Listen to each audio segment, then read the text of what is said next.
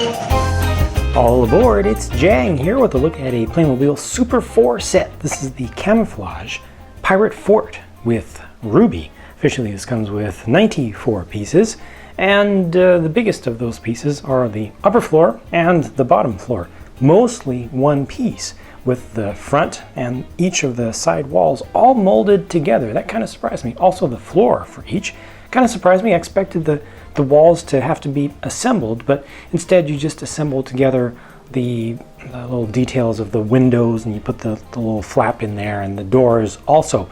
They call this Camoflage Pirate Fort because the idea is that it's just an innocuous looking little house out on Gunpowder Island, and you're not supposed to be able to see that it's actually fully fortified. You're not supposed, you just kind of imagine that you're not able to see this huge cannon that's sticking out the window there. I guess you could kind of turn it around to hide it a little bit, but when it comes time to really defend this place, you open up the whole roof. It just kind of reaches a point where it snaps open, and then you have the large cannon up here with a couple of cannonballs, and you can fire those off. And this is the type of cannon that has 4 little handholds on it.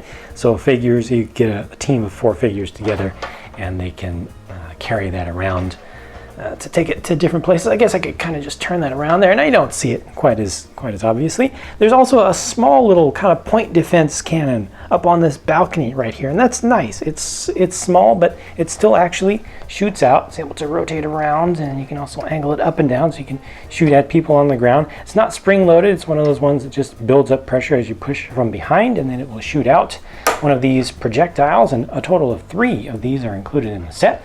So you can reload and shoot again. That works out very well. Nice. This is a nice little balcony area. You actually build that up a little bit. A little hanging lantern. I like the fact that it kind of just moves around kind of freely like that. It's not holding in just one place. It's just something lively about it.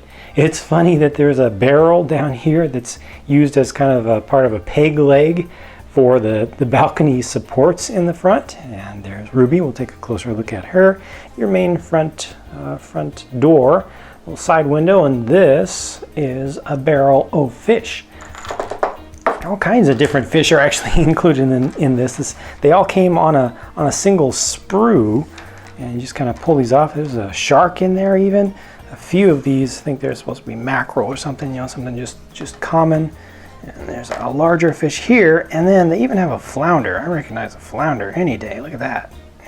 There, that's the up side of it. There's also an additional animal in this set in the form of this toucan, who is kind of the watch bird of the place. Keeps a watch for any enemies who are coming around, so it kind of lets off a little bit of a song to let the folks inside know that it's time to pull the roof open and man the cannons. And this toucan is able to actually angle, in addition to being able to rotate around this pole, which is actually kind of a rubbery piece. It's not just a hard plastic piece, so it's able to rotate around, but you can also kind of get a little bit different pose of it. This works with other things as well that actually hold on a little bit better. I didn't even realize there were going to be 2 parts to that toucan. Kind of appropriate. I like the details of the crossed swords up here on the top. Also nice hay hatched roof detail there. It's a little bit bright in color, but I kind of like the colors in general of this set, from the gray to this nice slightly bluish green. It's a little desaturated, kind of earthy tones, you know, that's good.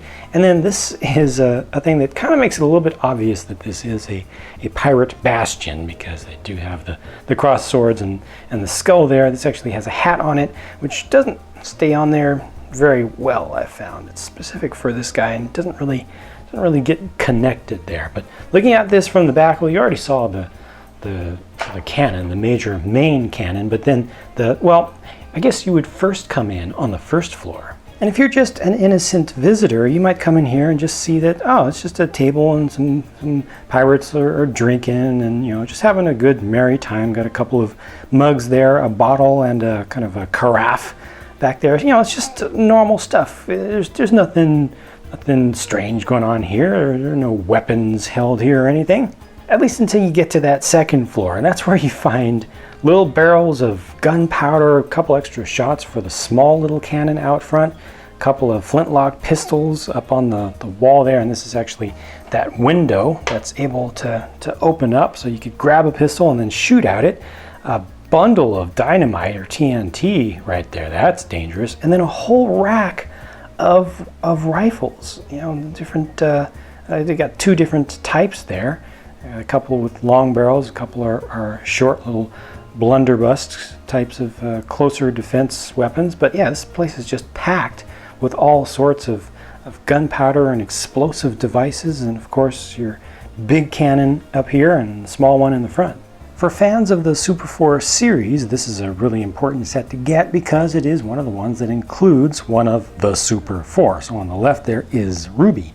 And I really appreciate the inclusion of that character in the series because they don't play up the fact that she's a girl who's a pirate. She's just a pirate. It's not like she's a pirate, but she's a girl. No, she's just a pirate, and a good one at that, a really good fighter. So it's a really positive character, a positive kind of role model character that they brought in there.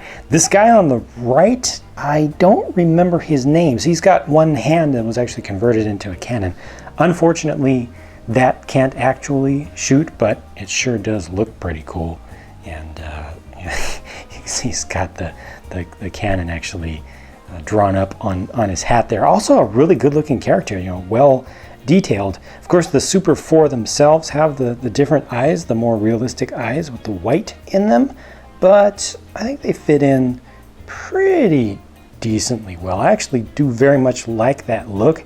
It's a very Playmobil look, you know, it doesn't take you out of the Playmobil world. It still feels very fanciful and kind of comic, but it is something that kind of stands out. If you do a whole lineup of different characters or different figures and you have the Super 4 in there, you do notice those eyes. He's also got, this pirate here also has the holster for his sword, a little spot to hold on to that, and a little bit of detailing on the back. So both of these I think are really good figures. Also, Ruby there has a few little accessories with the necktie. She's got a hair tie over here, and also her kind of trademark gold earring is in. You actually have to clip that in yourself. She also has her sword there by her side, and she comes with a torch.